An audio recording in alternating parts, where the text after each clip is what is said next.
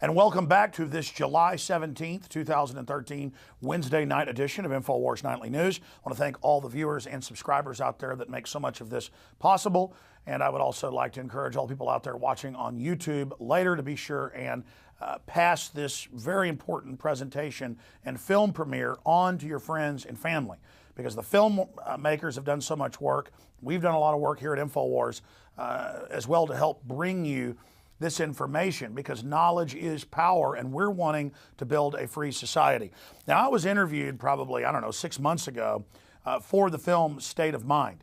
And when I saw the final cut, I said, wow, I want to be involved in this. This is really a powerful documentary that shows the history, the present, and the future of mind control. And it's hardcore and informative, but also is very approachable to the general public. A great tool to wake people up about hidden agendas. And so we have gotten the crew here at Austin, Texas, and we've gotten them to agree to premiere this to the viewers of PrisonPlanet.tv and then ultimately to YouTube and other channels. As filmmakers who've put everything they've got into this, I really appreciate their commitment to waking up humanity. So all of us need to work to make sure that this film goes super viral. So we're premiering it here tonight. We started shipping out today for everybody that pre-ordered the documentary on DVD or Blu-ray at InfoWarsStore.com. Very important to have a copy of this in your archive to share with friends and family, to have your friends and family over for a showing, or to show it to your church or to your PTA, because you have the power in this info war and as citizen journalists and activists to take important tools like this and pass it on to your friends and family. We are in an information war. There is a war on for your mind, and that's what this film is all about. And that's why I'm very honored to have Infowars.com and our entire team to be basically joining forces with this great crew of researchers, filmmakers, writers, and the director to bring you State of Mind, the new film. So please get your copy today at InfoWarsStore.com, but we're about to premiere it. First off, I want to get a short comment from all of you here, most of the crew here, to talk about yourself, what led you to this point, and what they're about to see as we premiere this film to the viewers. Director James Lane, you introduce yourself first and say a few words to the viewers out there. Thank you, Alex. Yes, my name is James Lane. I'm the director of A Noble Lie and State of Mind. When I started working with this crew, Chris Emery and the other guys that we worked on A Noble Lie with, we asked people, why don't more folks question the official story? Why does this not more prominent in the public mind? And so we started looking at some of the methods of control that keep people sedated and not asking questions. And so we really wanted to expose the methodology, not just the who, but the how is it done. And that was our biggest motivation behind this. Having our roots in street activism, we want to give people tools that they can go out and give to their friends and family that can help wake them up and get them involved. And I should add, you guys have also worked together on an amazing documentary, really the only modern comprehensive film in Oklahoma City, A Noble Lie. And we'll talk more about that with Chris in a moment. That film is also available at InfoWarsStore.com, and we've also played excerpts of it here on the Nightly News. But you're about to see the premiere of State of Mind here tonight. But your first film was excellent, and then the second one is even better. I can't wait to see the third film. Well, we hope that it will be more of many. Again, the methodology is to present the information in a way that is palatable to the uninitiated. Something that you can show people that it's gentle in its approach, gentle enough that they can accept it and maybe start to do their own research. And so you're not just preaching to the choir here. You're going over basic, what's on record, what we can confirm. Richard Grove, you helped write much of the film, and you are a forensic historian. Tell us a little bit about yourself and what people are about to see here. I started out as a whistleblower and found out I had a lot to learn, and over 10 years I started producing media. My latest series is called History, So It Doesn't Repeat. That's a video series on YouTube. I also host the Peace Revolution podcast, and really these guys had asked me for an interview and I was just honored to be part of the film, but after we had talked through the interview process, they asked me to come on board and help with some of the writing, and co-wrote the script with Kevin Cole and Matt Hart. So it's been a very enlightening process, because even though I thought I knew a lot about these topics, the process of doing the research, helps me to integrate it and summarize it more succinctly. That way it's more useful to pass around as knowledge. So the ideas expressed in a film aren't just for the choir. It's a bridge we're building to the congregation. It's a tool that you can use to not only enlighten yourself to these aspects and dig deeper, but to introduce it to a, it's a very deep topic to an audience that's not necessarily looking for that, in a way that's very polite and doesn't give them a lot of fear. It gives them more knowledge and information. And even if you think you already know it all and are awake, watching something like this with all these doctors and psychiatrists and psychologists and Army psych warfare commanders like Colonel Schaefer and everybody else really gets your mind back in the game to be aware of how much of this is going on. And it's not oppressive, it's empowering and enlightening to be aware of it. And you're like, what, we're letting these inbred scum run things? I mean, this is really a joke. What do you think the most powerful part, Richard, of the overall almost 2-hour film is? I think the most powerful part is whatever point the individual watching the film starts to realize that they can empower themselves, they can reignite their curiosity, their inventiveness, start to realize that the problems around them, they don't have to be a victim to that they can learn through using methods to outgrow the status quo. Powerful information. Oh, and I should add, we're going to show the whole film here, and we'll have a few intermissions. But at the end, we're also going to have some of the things that hit the cutting room floor. And you guys were saying some of this, I haven't seen some of this yet, I've seen the film obviously. Some of this is even more powerful than what's in the film. It's just that it didn't fit in overall. Right, I mean, we would have had a 10-hour movie if we hadn't made these cuts, and it was really difficult to make the cuts because it was such good information. But in order to get the flow, to get the cohesion to the information, we had to make those tough decisions. And usually, you get the extras, later, a year later on a second DVD. You're getting them at the premiere here tonight, and so we'll see how much time we have for that because you've got quite a bit. But it's powerful because I've seen just some short clips. Now, moving on here to one of the producers, Austin Green. Because I love this diverse crew here, all the backgrounds you guys come from. Tell folks a little bit about yourself and what you think is most important about this documentary. Well, my name's Austin Green. I'm a filmmaker with Free Mind Films. I came into this, towards the end of the process with A Noble Lie with Free Mind Films, come in as their editor. And through that process, we realized that we just had a lot in common. Our goals were the same. We want to get the same information out to people. Ultimately, we want humanity to be free and healthy and free of this tyranny once and for all so we can grow as a species together. And so James and I just decided, we got to join forces and do this thing for real.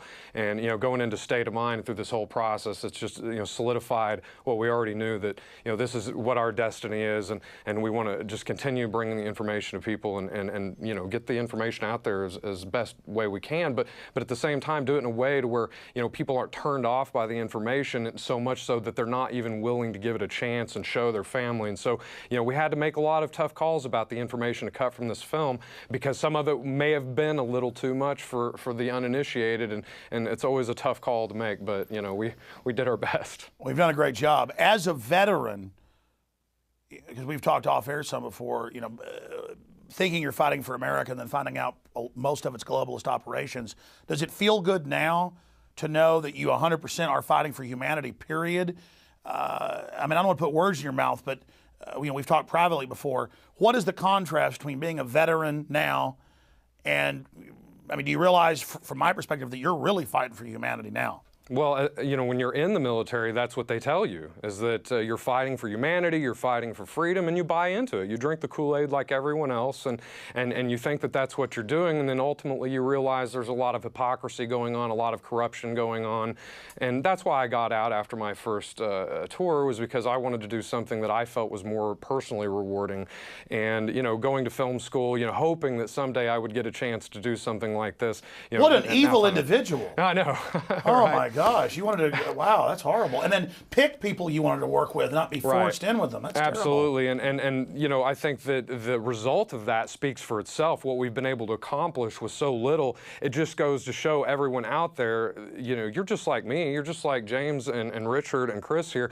You can go out and do these things too. We're not superhuman, we're just human beings that give a damn. I think that's really the key to this, is that I'm just a regular guy. I started out at Access Television, and I've reached, let's not be conservative, probably 1 billion people one way or another. Well, including myself. I got started through listening to your show, and that's how I ended up meeting these guys as well. And now you guys reached millions with your last film. You will reach millions one way or another through this, and we're reaching people right now, and they're reaching. This is exciting. Absolutely. Incredible. Tell people about yourself. Chris Emery, filmmaker, been in the business for 31 years. This is the first time that I've had the chance to actually work with one of the best crews in the industry, and I say that hands down. I was more on the commercial side, worked in front of the camera for about 12 years, did print work, and then did biographical documentaries, mainly on philanthropists and so forth in Dallas, artists. But the Oklahoma City case was the first time that I had to actually do a full-fledged historical documentary. The State of Mind Psychology of Control, I'm brought in more on the logistics and on the co-production end, not so much on the research end, and I'll be helping a lot with the marketing, more so on this end, on this project. So I'm really looking forward to it. We've really stepped up our game, and it was because of InfoWars. I mean, we really have to thank your entire crew. You guys have just rolled out the red carpet for us. And well, it's an important film, and it gets people thinking, and it's our viewers that have rolled out the red carpet for liberty and for justice and for fighting the globalists, and that's how we've been able to do this. Well, enough of us talking for now. We'll pop back a few times during the premiere of State of Mind, and then again at the end, we're going to show you some of the extra information that couldn't fit in the film. So here it is, the premiere of State of Mind, the Psychology of Control, right now here on InfoWars Nightly News.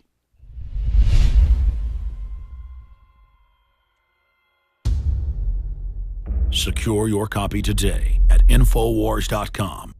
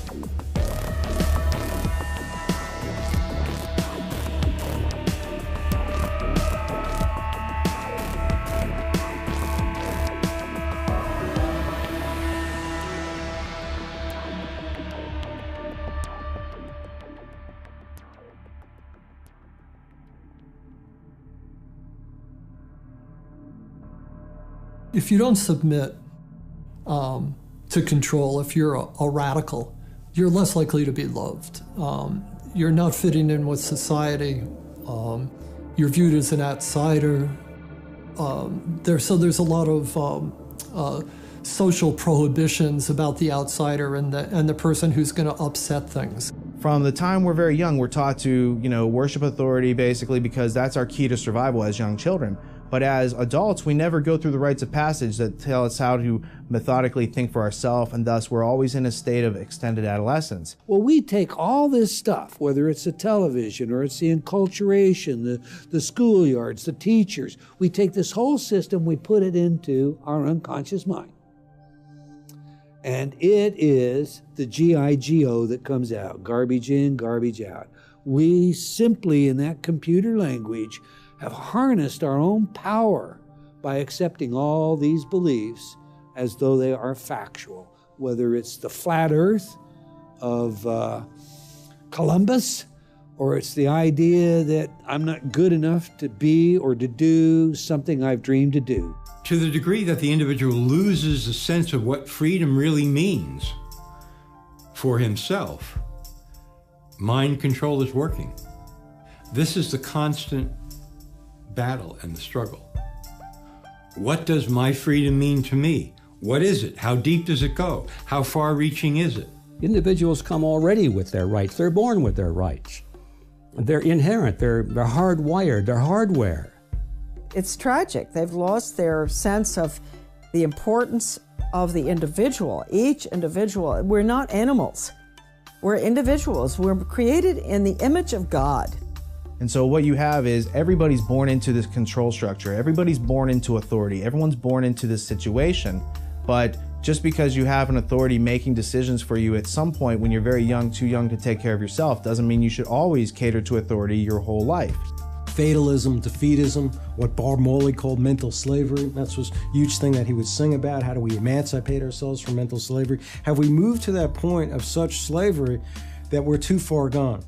And just kind of letting it all flow by and being apathetic about it